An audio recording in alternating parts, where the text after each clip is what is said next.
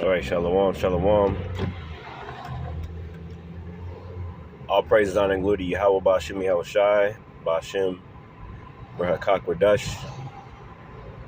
Double honors to my apostles and elders of Great Millstone. I get this, and I want to say, Slakia, peace and salutations to the hopeful elect. Before I say this, I'm following this truck. I'm not following it. I'm just on the way to work, but it says food for all, man. You know, it's a food truck or whatever. You know how sometimes people need food. You know, and you go into that food, like a lot of foods that we do have around are messing us up, you know, and they're supposed to provide nutritions and stuff like that. They're supposed to help you to live longer,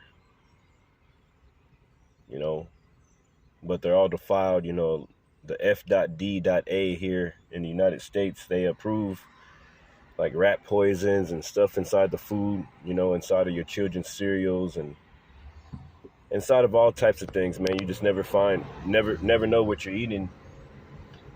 You know, you could be a person like me who don't eat pork or crab or lobsters or whatever. You know, we don't eat certain things, being that we're Hebrew Israelites, but certain stuff that you wouldn't even believe would have pork in it, man. You know, like the curses say, we're gonna eat our bread defiled amongst the Gentiles, and that's for sure, man. You know, we're constantly being defiled around every corner.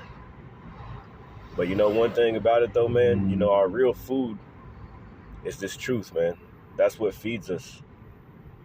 This wisdom and knowledge and understanding through the Lord, you know, given to our prophets, our elders and apostles, the Great Millstone on down, the bishops. That's the only food, man, you know, that we supping on these days. Like you know, you got to take care of your diet, obviously. And sometimes, brothers, you know, if you be like me, you barely eat any meat at all anymore. You know, it's hard to afford a bunch of food.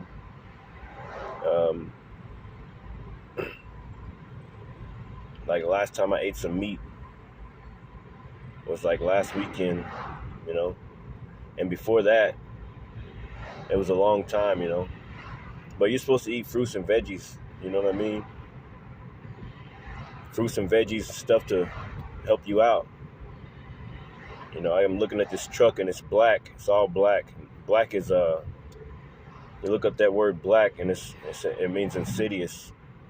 And I'm thinking about Jake, so-called Negroes call themselves black.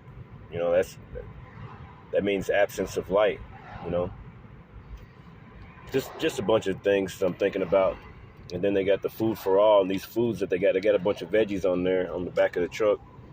And that's what our people need. We need to eat more veggies. You know, our people walk around, they're constantly in the McDonald's and Taco Bell line. You know, they don't eat what's actually gonna fill their belly and fill their spirit, you know.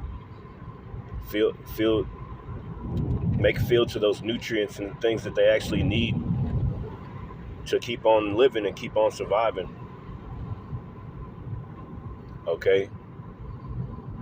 They don't watch their diet, you know. I don't know of anybody I know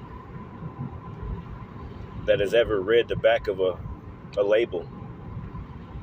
You know, Jake, so-called blacks, Latino, Native Americans, our people, the Israelites. You know, we don't know what we're putting in our bodies. You don't even read the label, man.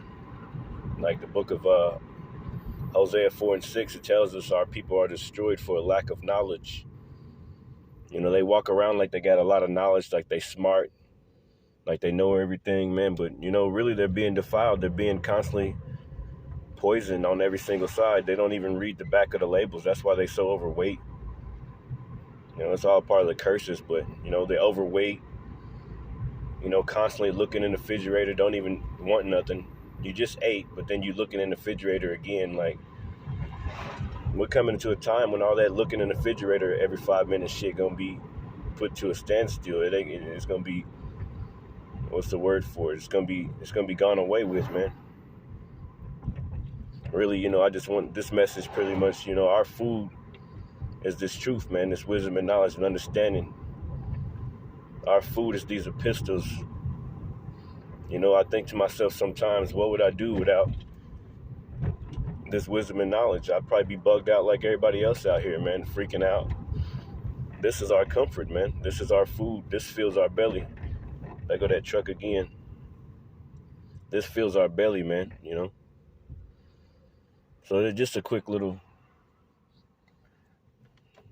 impromptu, while I'm driving here to work, man, just pondering on things, Our food is the Lord, man. Our health, our healing comes from the Lord and His words. I think it's a scripture in the Apocrypha says that Thy word is healing. Thy word is health. I can't quote it right now because I ain't got no scripts with me. But the words of the Lord are that's our healing and that's our health, man.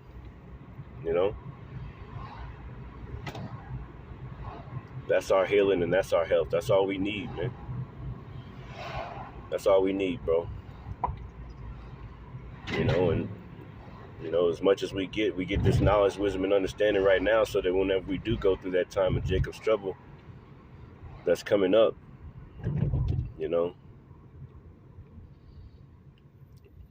we're going to be in good standing with the Lord, man. We're going to know the scriptures. We're going to recognize certain scriptures, like when the Lord said, I think it's in the book of Mark, chapter 13,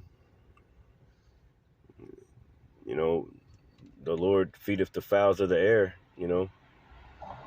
who have neither storehouses nor barns. What more for you? What more for us, man? So we're coming to a time of Jacob's trouble.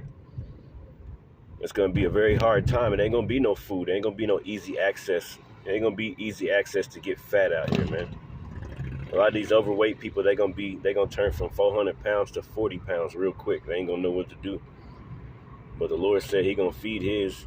Scriptures say, my servants shall eat, but you should be hungry. And we believe that in our hearts, man. We know, that's why the Lord taking us through certain things right now, making us go on intermittent fasting or whatever, stuff like that, to go a day without food or a day and a half or 16 hours or whatever it is that you're doing, to get used to that, because sooner or later this food going to be taken away, man, because it's defiled anyway. Even if you go to a Whole Foods or, try to get the better of things, man, you better pray over it, man. That's another thing I noticed. A lot of people out here don't pray no more. They don't pray over their food. They just so quick to hurry up and eat. It'll be a whole family in McDonald's line, whole family of kids and mothers and fathers, and everybody's just grubbing before they even get to the table, man. Whenever I was growing up, we had to sit at the table and pray before we eat, man. But this is a different generation, so just a quick little, I just figured I'd